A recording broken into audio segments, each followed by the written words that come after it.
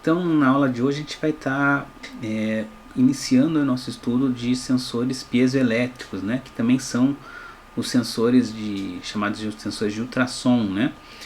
Na verdade, sensor de ultrassom aí é uma especialização aí dos sensores piezoelétricos, mas a gente acaba utilizando meio que de forma, né, chamando um sensor com o nome do outro, né?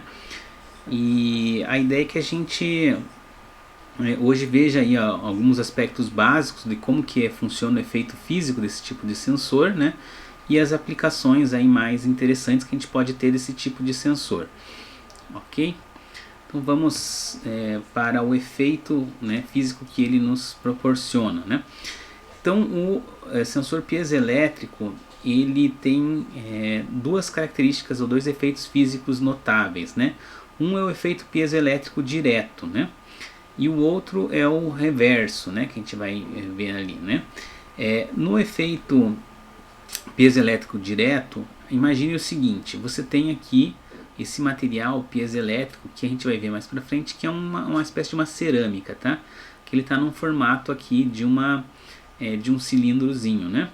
E aí eu tenho aqui, coloco um medidor de tensão aqui analógico, por exemplo, né? Nas extremidades dele. Então, se eu fizer um esforço de compressão nele, ou seja, se eu aplicar uma força de maneira a comprimir, que ele vai diminuir aqui a altura dele e aumentar a área, tá? Eu vou ver que a tensão dele vai aumentar, eu vou perceber um aumento na tensão, tá? E se eu tentar fazer o oposto, se eu aplicar uma força de tração nesse material, eu vou ver exatamente o contrário, ou seja, a tensão aqui vai reduzir para um valor negativo. Então aqui na compressão eu tenho uma tensão positiva e na tração eu tenho uma tensão negativa, tá? E isso é interessante porque ele ocorre de maneira dinâmica, né? Ou seja, na hora que você aplica a força, na hora que você, né, pressiona ele, tá? Aí um ponteiro aí do teu multímetro sobe, tá? Mas se você pressionar e ficar segurando ele apertado, comprimido, tá? O ponteiro volta para o zero, tá? Então ele só mostra a hora que você varia a compressão. Então ele estava no estado, vamos dizer assim, de repouso, e aí eu comprimi, ele vai mostrar aqui que aumentou. Mas se eu manter essa força aqui, tá? Ele já vai voltar aqui para zero, tá? E a mesma coisa na tração também. Se eu tracionar ele, na hora que eu aplico a tração, ele vai dar uma tensão negativa, reversa, né, contrária. Mas se eu manter essa tração, ele vai voltar a zero, tá? Então ele tem essa característica que a gente chama de dinâmica, né? Ele não fica, né, gerando tensão aqui, né, por causa da força de compressão de forma direta, né? Ou seja, sem parar, né? Isso aqui só ocorre na hora que você aplicou. Deixou aplicando, né, por 2 segundos, já parou a tensão, volta a zero, tá?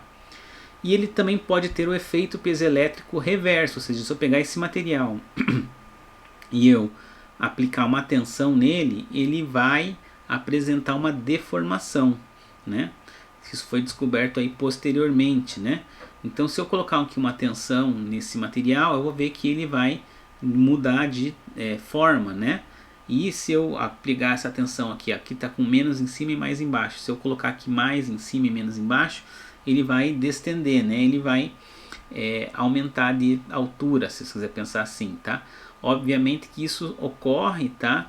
E ele ocorre em escala microscópica, tá? A mesma coisa ali nos esforços de compressão ali do efeito direto, tá? Porque são materiais que são sólidos, então a deformação que ocorre é na escala de micrometros, tá? Ou menos, tá? Então não é algo que você vê a olho nu ocorrendo, tá? A gente está exagerando aqui só para poder exemplificar o processo todo, né? Então esses são os dois efeitos que você tem. Ou você coloca uma força, tá? E ele vai te gerar tensão, tá? Uma tensão que varia aí no tempo. Ou você coloca uma tensão nele, né? E ele se deforma, tá? E aí se você ficar trocando, por exemplo, se você pegar essa tensão aqui e ficar trocando de polaridade no tempo, você vai ver que ele vai ficar indo e voltando, né? Então ele vai gerar vibrações no ar, né? Vai gerar ondas mecânicas no ar, como a gente vai ver mais para frente, tá? E que tipo de material que faz que a gente observa esse fenômeno, né? São cristais, né, naturais, como o quartzo, a turmalina, tem os sais de Rochelle também, tá? Que apresentam esse efeito, porém a intensidade desse efeito ela é baixa, tá? Veja que se você, eu vou usar isso aí para gerar uma tensão para usar para alimentar alguma coisa, ele tem uma potência muito baixinha, você não vai conseguir alimentar nada quase, tá? Com o sensor, tá? Ele principalmente não fornece corrente, ele mostra uma tensão, mas se você colocar uma resistência lá, não vai, a tensão cai a zero, tá? E, bom, como esses cristais, eles naturalmente não são muito, esse efeito não é muito pronunciado, foi feito de forma artificial o PZT, né? O PZT é um material artificial que a gente chama de titanato de zirconato de chumbo, tá? Que é um material que foi desenvolvido para tentar fazer com que esse efeito seja maximizado, né? E ele tem ele normalmente é feito esses tarugos aqui de cilindro maciços, né? Em que a gente corta umas moedinhas deles, tá? Então o sensor em si é uma moedinha bem pequenininha, bem fininha, desses sensores, desses tarugos aqui, desses cilindros de PZT, tá? E como que eles fazem para tornar esse material PZT de forma que ele reforce esse efeito piezoelétrico, tá? É feita uma polarização desse cristal. De que maneira? Você aquece ele até que ele se liquefaz, né? Até que ele vira um líquido, tá? E aí, se você olhar as moléculas dele, quando ele está, né, tanto pode ser na forma líquida ou na forma sólida, elas têm dipolos que vão estar orientados de maneiras aleatórias, tá? Quando você pega e esquenta ele até ele ficar líquido, você pode pegar esse líquido e colocar sobre as placas de um capacitor, tá? E esse capacitor ele vai criar um campo elétrico entre as placas, tá? E você consegue daí orientar esses dipolos elétricos dessas moléculas aí desse material, tá? E aí fazendo isso, tá? Depois você mantém esse campo elétrico até ele esfriar. Obviamente que depois que ele esfria, ele tenta retornar um pouco na posição aleatória dele, tá? Mas a maior parte fica alinhada, né? Se você comparar do primeiro da situação para a última, dá para ver que tem um alinhamento muito grande, tá? E esse alinhamento aqui é que você consegue fazer com que o efeito piezoelétrico seja pronunciado, ou seja, quando pressionar um pouquinho, já ele vai gerar uma tensão bem alta nas extremidades dele, tá? Se eu tracionar ele, também vai gerar uma tensão bem alta nas extremidades, tá? Às vezes você pode pressionar ali ele, tá? Dependendo da força que você faz, e principalmente dependendo da velocidade, se você apertar muito rápido, né, na derivada da sua força, se ela for rápida, forte e rápida, tá? Ele pode gerar tensões ali de 100 e poucos volts, tá? É claro que ele vai gerar, como eu falei, tensões de 100 e poucos volts, mas que quase não tem corrente, né? Então você não vai tomar um choque nem nada, né, nele, né? Mas ele vai gerar tensões, ele pode gerar tensões bem elevadas, tá? E aí, como a gente falou que ele é bem sensível à questão de força, né? A principal aplicação, a aplicação mais óbvia é a medição de força com esse tipo de transdutor, né? Então, normalmente aqui você coloca ele, por exemplo, sob uma base ou no chão mesmo, né? E aqui está a seção, aqui é a área da seção de desse PZT, de um cristal desse de PZT. E aí você vai aplicar a força, essa força vai deformar ele e você vai medir aqui, né? Nas extremidades.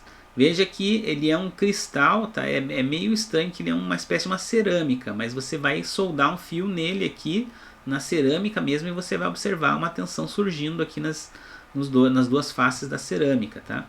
Aqui é como se fosse, imagine que é uma moeda, uma espécie de uma moedinha, né? Disso aqui, tá? E aí você consegue ter uma tensão aqui de acordo com a força com que você faz, né? E se você quiser ampliar essa tensão aí, né? Você pode colocar vários sensores, um empilhado em cima do outro, né? Você consegue aumentar ainda mais essa tensão aqui, né? Esse tipo de aplicação é muito, né, pelo menos foi muito utilizado antigamente para balanças rodoviárias, tá? Porque, reforçando de novo, esse tipo de sensor, se você, na hora que você pisa aí nele, por exemplo, para fazer a força, né, para ele medir o teu peso, ele vai te dar uma tensão, mas se você pisou no momento em que estabilizou a pressão que você está fazendo sobre ele, ele volta a zero. Então ele só te mostra no momento em que você pisa, né, que você faz a força, tá? Na hora que você manteve aquela força, ele já volta, a tensão vai para zero, tá? Então esse tipo de aplicação foi muito utilizado antigamente para balanças rodoviárias, né, para você medir o peso em movimento de caminhões, ônibus, né, e outros tipos de veículos de carga, que é bem interessante porque normalmente você quer medir eles sem ter que parar os veículos, né? A ideia é que você possa medir com eles andando para que não perturbe o tráfego, né? Que não crie filas, né? Então esse era muito utilizado. Qual que era o problema, né? O problema é que, como eu falei antes, ele é uma cerâmica, né? Esse cristal, né? Ele é muito parecido com uma cerâmica. Então, uma cerâmica você sabe que é algo muito frágil, né? Então, se você passa com um caminhão, tá? Muitas vezes você acaba quebrando com o tempo. Ele vai quebrando, ele vai fraturando, né? Às vezes pode até ser que ele não frature, né, seja feito para suportar o peso do caminhão, mas às vezes a vibração que ele dá no asfalto, né, na hora de que passa, vibração às vezes na lateral, faz com que o cristal acabe fragmentando, quebrando, né? E veja que se você tentar fazer alguma coisa para amortecer, para tentar preservar o cristal, se você amortece para a força não ir para o cristal, você não vai conseguir medir mais o peso, né? Então a própria digamos assim, a solução para tentar não fazer com que o cristal não quebre deixa ele insensível à força, né, ao peso, né? Então isso daí o pessoal acabou parando de utilizar em várias balanças rodoviárias, né, que eu sei que é a aplicação mais utilizada para esse tipo de medição, tá? E aí a gente tem alguns exemplos aqui de sensores piezoelétricos que a gente encontra comercialmente, né? Aqui, ó, se a gente for ver, ele tá aqui, como eu falei, ele parece uma moedinha, tá? Ele é só essa parte branca, né? A parte de trás é uma base metálica, que o pessoal normalmente cola ele, tá?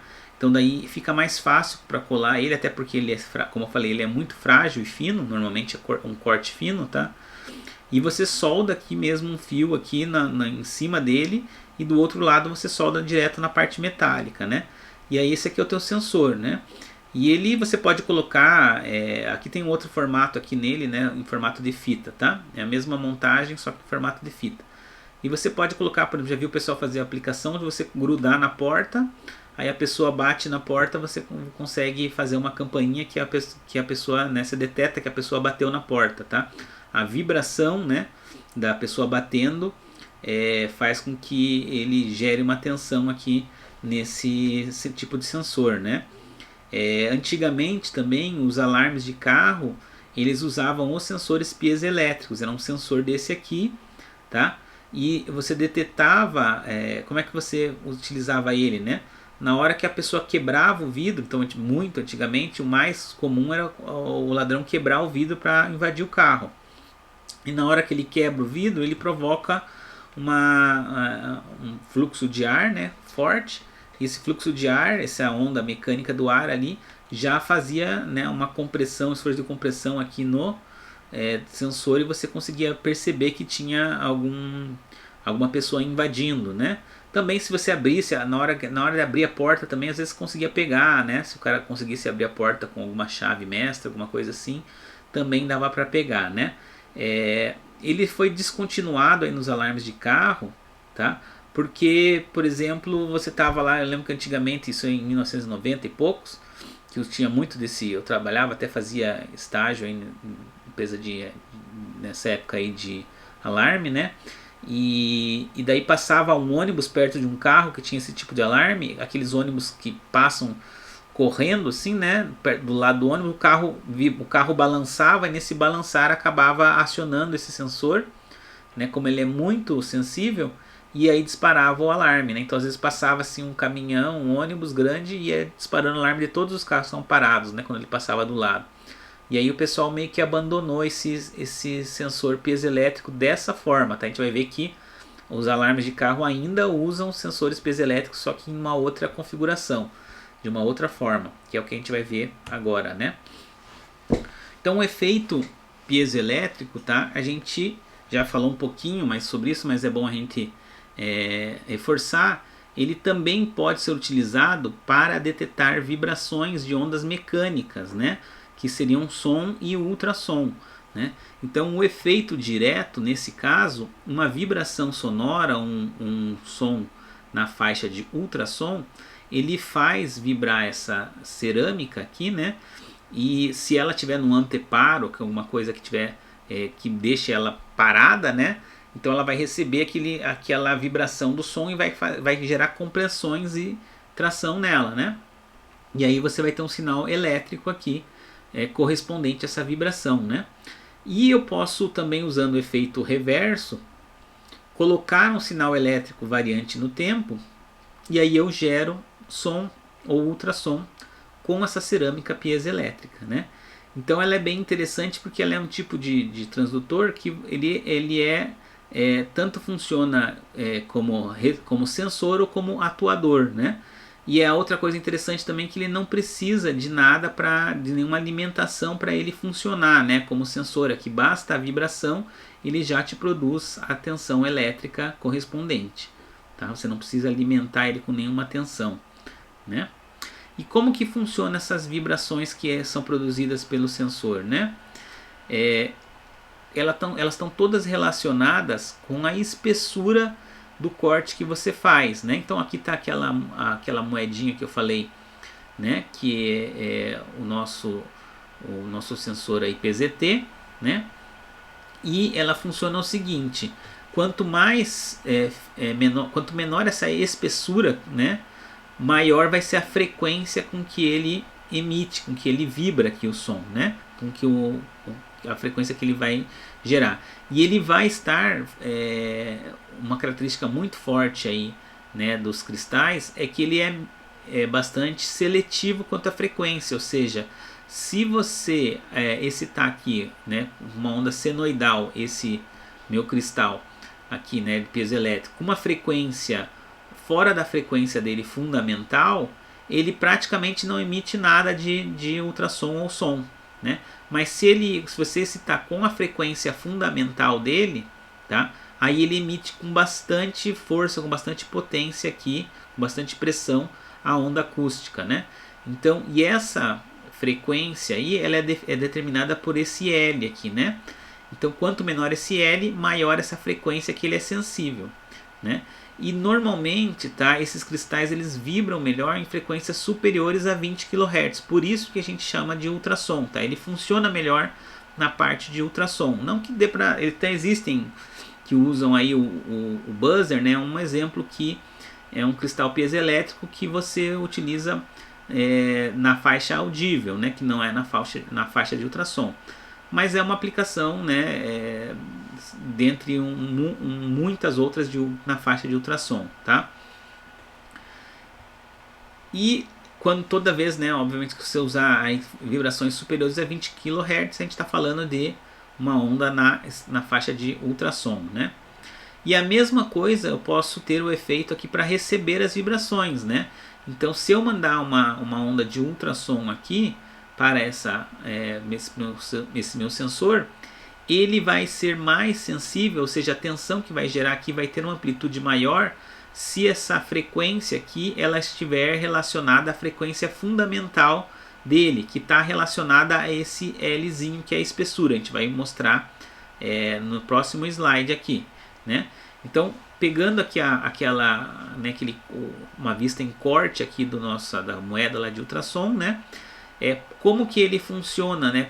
Qual que é essa relação dessa espessura com a frequência? A relação é o seguinte, né? Aqui a onda fundamental, ou seja, a frequência que ele vibra mais forte, ou que ele recebe as vibrações e gera tensão com maior amplitude, é quando eu tenho esse L igual ao lambda sobre 2, tá? E esse lambda aqui, ele é o comprimento de onda, né, que a onda mecânica faz dentro do material, tá? tá, do sensor. Então esse material do sensor ele vai ter aqui uma velocidade que o som se propaga nela, né? E essa velocidade do som aí é que vai me dar a minha frequência, né? Ou o meu comprimento de onda, se quiser pensar assim, tá? Então a minha frequência fundamental da onda aqui, né? A de vibração que ele vai ser mais sensível vai ser igual à velocidade que o som tem dentro do transdutor, divididos por 2 vezes a espessura dele, tá? Aí é claro, ele consegue ele consegue vibrar em outras frequências, ele consegue vibrar aqui na terceira harmônica, né? Mas veja que já é aqui, ó, metade, né? E assim por diante, vai ter outras harmônicas. Ele nem mostra as demais harmônicas porque já são muito pequenas, né? Então ele tem essa característica aí bem interessante que a espessura, né, determina a frequência. E veja que normalmente aí para ter frequências muito elevadas você tem que ter espessuras muito pequenas. E isso faz com que o transdutor fique cada vez mais frágil, né? Então um transdutor que é um sensor que, se você, dependendo da frequência, na parte de megahertz, se você derruba ele no chão, ele quebra, né? E normalmente quebra toda a cerâmica e não tem mais o que fazer, né? Você perdeu ali o transdutor, né? Então é um sensor muito frágil nessa questão mecânica, tá? E a geração dessas ondas de ultrassom, elas têm uma aplicação, né, como um gerador de ondas mecânicas mesmo, né? E uma das aplicações aqui é a parte de litrotripsia, né? A litrotripsia é um processo aí terapêutico médico, né? Que a ideia é que você gere ondas mecânicas, né, no corpo humano, de forma a quebrar aqui, por exemplo, cálculos renais, né, a famosa pedra no rim, né? Então você utiliza aqui um sensor de ultrassom, você utiliza altas tensões, tá, para excitar ele, de forma com que ele gere ondas de choque, né, de som muito fortes, tá? E elas vão aqui chegar aqui na pedra, né, no cálculo renal, e vai quebrar ela em pedras menores, né?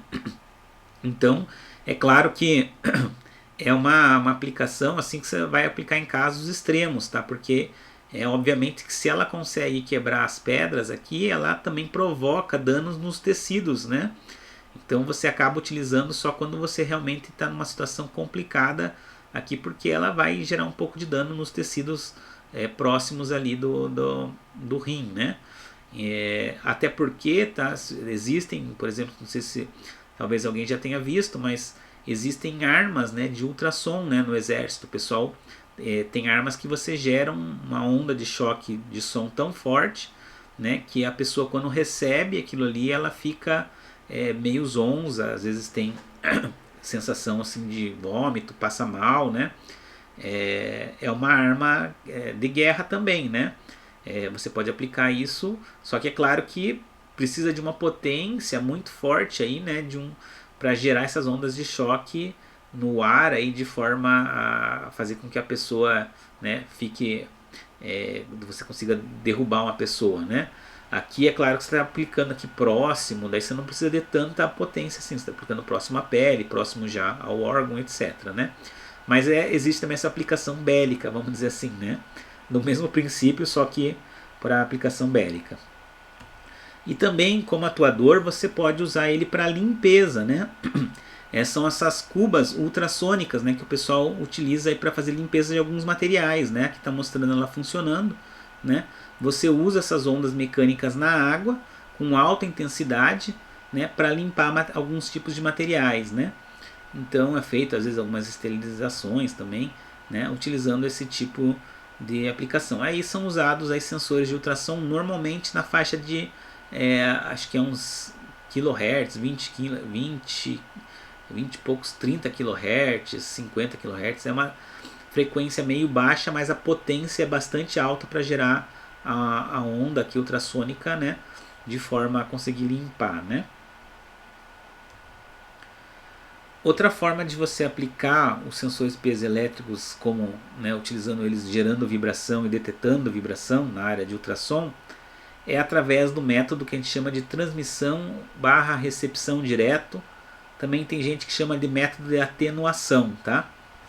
Que consiste em você usar um transdutor mandando, né, sinal de ultrassom, pode ser um sinal contínuo ou apenas um pulso, tanto faz, e um receptor aqui fica constantemente observando o sinal que o transmissor está mandando, né? Pode ser um sinal contínuo ou um sinal pulsado. Aqui no caso eu estou só pulsando uma tensão, ele gera um pulso de ultrassom e esse pulso é recebido aqui. Aí quando eu coloco alguma coisa no meio entre os dois feixes, tá? O que vai acontecer? O som ele vai passar, uma parte vai passar e o receptor vai receber um sinal um pouco mais fraco, né? Com uma intensidade menor. E aí eu vou saber que existe um bloqueio aqui, né? Desse meu feixe, tá? E aí com isso aqui você consegue, por exemplo, a gente vai mostrar aí mais para frente, usar principalmente para alarmes, né? Mas existem outras também aplicações que, por exemplo, vou mostrar aqui, né? Em termos industriais, aqui eu tenho, imagine que é como se fosse um cano, né? Uma seção de um cano, né? De uma tubulação, em que eu coloquei aqui dois transdutores, aqui um emissor e um receptor. E essa tubulação ela tem água, mas pode passar também bolhas de ar, que normalmente não é desejável, né, que passe. E aí eu quero justamente detectar se estão passando elas para eu poder corrigir o meu sistema e tal, né, para ver onde que entrou ar e tal. E aí o que eu faço aqui, né, eu disparo o ultrassom, se não tiver nada, não tiver ar, vai receber um sinal alto, né? Se eu tiver passando bolhas de ar, o sinal na saída, né, a tensão vai ser baixa, né? E aí eu consigo detectar essas bolhas, né? Consigo descobrir que passou bolhas por aí, né? E existe o método de transmissão / recepção indireto, né? Que você usa algum objeto refletor, né? A gente vai ver que o som, o ultrassom, ele também, quando você muda de meio, ele reflete, né? Ele vai ter uma certa reflexão, assim como ocorre com a luz, né? Então, se você pegar um transmissor de ultrassom aqui, mandar um sinal, tá? E você tiver algum elemento refletor, né? Um outro meio que faça a reflexão, o receptor aqui vai receber o sinal, né? Transmitido um pouco atenuado, mas vai receber uma cópia dele. Se você colocar um bloqueio, né? Alguma coisa que entre no meio, agora o sinal vem mais forte aqui no receptor, ó. Veja que o bloqueio vai fazer com que o caminho, né, entre o transmissor e o receptor seja menor e aí o sinal fica mais forte, né? Esse é o princípio que é utilizado nos alarmes veiculares, né, atuais aí. Então os alarmes veiculares atuais, se você notar, ele tem aqui, ó, o sensor de ultrassom, que ele parece umas cápsulas, parece às vezes ser um tipo de um mini alto-falantezinho, tá? Mas é um sensor de ultrassom. Às vezes ele fica aqui perto do espelho retrovisor aqui aqui nessa parte do meio, tá? Em que normalmente você vê dessa forma aqui, ó, tem uma cápsula aqui mandando, outra cápsula de ultrassom recebendo, né? Tá? E aí funciona daquela forma do método indireto, ou seja, quando o veículo está parado, né, sem ninguém dentro, com o alarme ligado, você manda o sinal de som, ele bate lá na parte de trás do veículo, no vidro, né, e retorna para o sensor receptor com uma intensidade baixa, né? Aí quando uma pessoa invade o veículo, tá, ela vai invadir o feixe aqui do ultrassom e o retorno, né, o ultrassom vai bater nela e vai retornar para o receptor com mais intensidade. Então ele vai detectar que alguém invadiu o veículo, né? E com isso ele vai disparar o alarme, né? Então hoje quase todos os carros utilizam esse tipo de alarme, né? Por ultrassom, né? Que eles chamam de, acho que é alarme de perímetro, né? Existe um outro alarme que é só na porta do veículo você coloca uma chavezinha que quando a pessoa abre a porta, essa chave ali ela fica fechada ou fica aberta e aí você detecta que alguém entrou, né? Só que se o cara entrar pelo vidro, né? Se ele quebrar o vidro, entrar, né? Ou entrar pelo porta-mala, sei lá, você não consegue ver, né?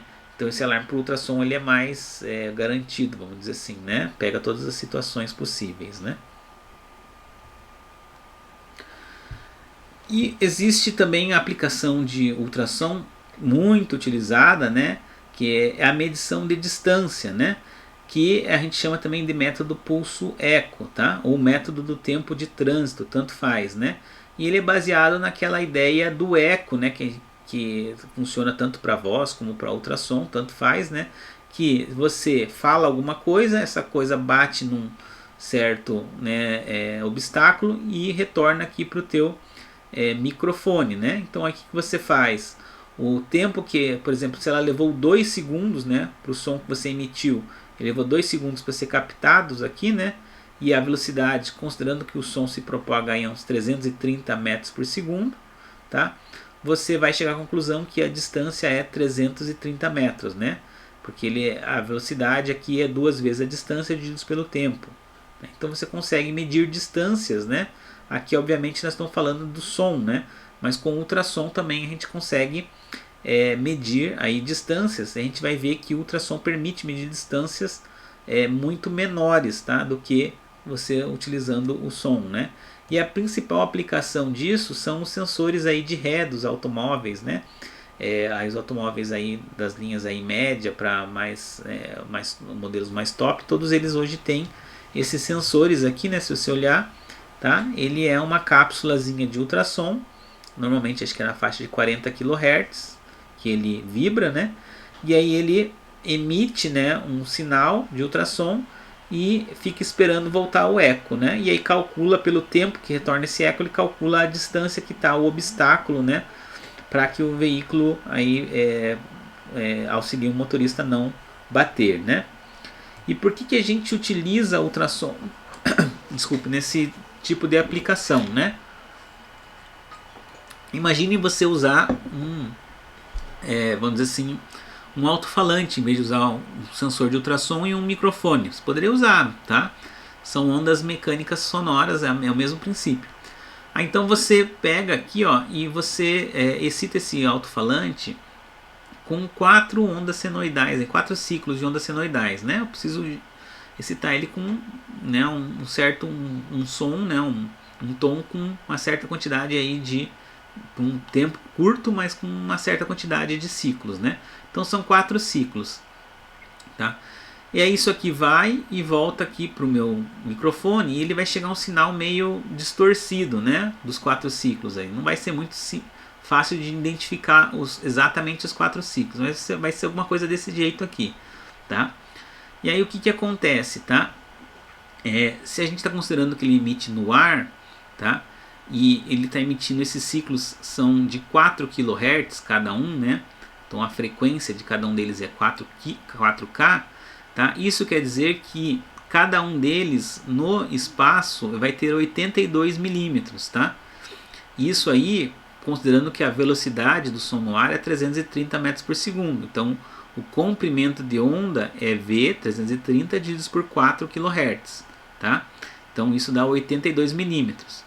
Como eu tenho 4 aqui, eu vou ter 4 vezes 82, ou seja, eu vou ter 328 milímetros nessa emissão aqui, tá? Então isso aqui vai bater e vai voltar. E aí o que vai acontecer? Na hora que eu chego aqui no meu microfone, eu tenho que definir qual que é o início desse meu sinal aqui para saber o tempo que levou, né, desde que eu emiti até eu receber, tá? E aí para achar o início aqui não é simples, porque muitas vezes os tons aqui inicial e final, eles ficam muito atenuados, né?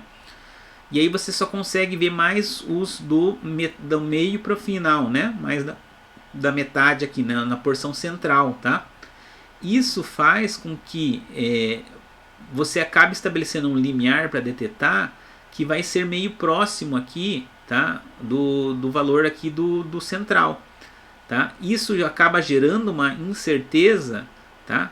Essa incerteza aqui, ela vai ser metade do que você mandou. Então, se você mandou um lambda de 328 milímetros, eu vou ter uma incerteza aqui que vai ser 164 ou 16,4 centímetros, tá? Porque eu não vou conseguir medir direito aqui o início nessa primeira metade do sinal que retornou, tá? Então, isso me dá uma incerteza de 16,4 centímetros. Então aqui já dá para ter uma ideia que na frequência de 4 kHz, tá? eu vou ter se eu emitir 4 ciclos, vou ter 16,4 centímetros, tá? Para medir a distância. Se eu, mas vamos emitir menos ciclos, beleza, eu posso colocar menos ciclos, o sinal vai chegar menor ainda no microfone, tá? Porque eu tenho menos potência de sinal, menos energia sendo emitida, tá? Mas se eu emitir menos ciclos, isso aqui vai diminuir, mas ainda vai ser algumas dezenas de centímetros, né? Então, para você tentar ter uma incerteza menor, eu quero medir ali com milímetros, né? O que você vai ter que fazer? O mais fácil é você aumentar a frequência, tá? Porque se você aumenta a frequência, aqui o teu lambda de cada ciclo diminui. Então, por isso que se utiliza tanto ultrassom, tá? Para medir distâncias, né? E não o som, né? Porque o ultrassom, a frequência sendo mais alta, a incerteza é menor e aí você consegue medir distâncias, né, com incertezas aí de milímetros, né? Então fica uma medição muito mais precisa, muito mais acurada, tá? Por isso que o pessoal acaba fazendo isso. É possível também utilizar o ultrassom para aplicar o método Doppler, né, para medir velocidade, né, que é os radares aí, os mais, vamos dizer assim, as tecnologias de radares aí de automóveis mais antigas utilizavam esse método Doppler por ultrassom. Desculpa, pessoal. Qual que é a ideia? Ele emite um ultrassom, né? O veículo que está se aproximando, ele recebe essa onda e ele retorna uma outra onda, tá? Com uma frequência, por exemplo, se o veículo está se aproximando do guarda, né? Ele vai emitir essa onda com uma frequência mais alta, né? Se ele está se afastando, ele vai emitir a onda com uma frequência mais baixa, tá? E aí essa frequência ela está diretamente relacionada à velocidade de deslocamento do objeto refletor. Então aí você consegue inferir a velocidade dele com uma razoável aí precisão, tá? Então esses são os métodos, né, que a gente tem para medição aí de ultrassom, né? Como a gente mostrou antes aí, os métodos de aplicação de sensores piezoelétricos, né, que você pode usar ele como sensor para medição de força dinâmica, tá? Aqui eu acabei não mostrando ali, mas você pode gerar ele para usar para gerar faíscas elétricas, né? Se você pegar o sensor de ultrassom e bater nele muito forte, tá? Ele gera tensões de 100 volts, né? Ou mais, né? Isso consegue romper a rigidez elétrica do ar, tá? É esse princípio que funciona o teu fogão lá quando você pega e vira, né? E faz aquele barulhinho tec, tec, tec, tec no fogão, tá? Ali é uma espécie de martelinho que bate no transdutor piezoelétrico, tá? Que faz ele gerar uma tensão bem alta, que gera uma faísca e aí consegue gerar o fogo lá do gás, né? A faísca em cima do gás que está sendo emitido ali na boca do fogão, aí acende a boca, né? Ela fica acesa, né? Antigamente não se tinha muito nos fogões essa facilidade, daí tinha esse equipamento que era a mesma coisa, né? Você apertava aquilo, parecia uma chave de fenda, mas aqui gerava uma alta tensão, você apertava aqui, tá? Com o teu dedo mesmo e fazia com que o martelinho batesse aqui no transdutor para gerar alta tensão e aí você poder acender a boca do fogão, né? Então isso aqui tinha muito antigamente, hoje em dia não existe mais, que foi incorporado direto nos fogões aí, né? Você pode usar como o transdutor de ultrassom como atuador, como a gente mostrou na parte bélica, limpeza, litropsia, como transmissor e receptor, né, para detecção de obstáculos, né, para medição de distância no método pulso eco, tá? Apesar que tem muitas mais outras aplicações do pulso eco. E o método Doppler, principalmente, ele é dedicado à parte de medição de velocidade, tá? Então aí na próxima aula, né, no próximo vídeo, aí vocês vão estar entrando um pouco, a gente vai entrar em alguns detalhes aí da propagação acústica, né, e também falando um pouco mais sobre esses métodos com um pouco mais de detalhes, tá? Até porque não dá para entrar em todos os detalhes deles, daria para fazer uma disciplina só do método Doppler, por exemplo, tá? Outra só do pulso eco, então tem muita coisa de ultrassom aí. Só de cada um deles aqui dá para fazer uma disciplina, tá? Então é uma gama de informação muito grande, ok? E aí de referências a gente está usando o livro do Balbinot, né? De ultrassom, principalmente, que é a nossa referência básica aí, né? Mas eu também tenho pego algumas coisas de outros livros aí, tá? Mas vamos utilizar o livro do Balbinot como referências, que a parte básica tá toda nele lá.